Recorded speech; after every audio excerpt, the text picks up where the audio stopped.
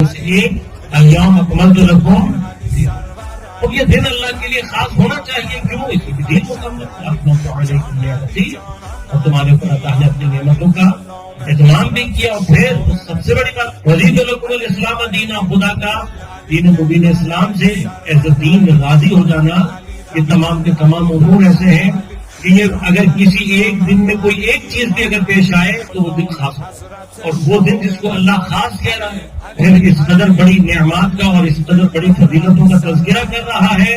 मुसलमानों में उमूमी तौर पर उस दिन की कोई खैर खबर न हो, तो ये खास तौर पर बात बता रही है कि यहाँ पर जो निस्यान है ये निस्यान अमदी है, यानी आप जानबूझकर इस दिन को भुलाना चाहते हैं। आप जितना मर्जी भुलाने की कोशिश करें, हम आपको भूलने नहीं देंगे कि ये अल-यौम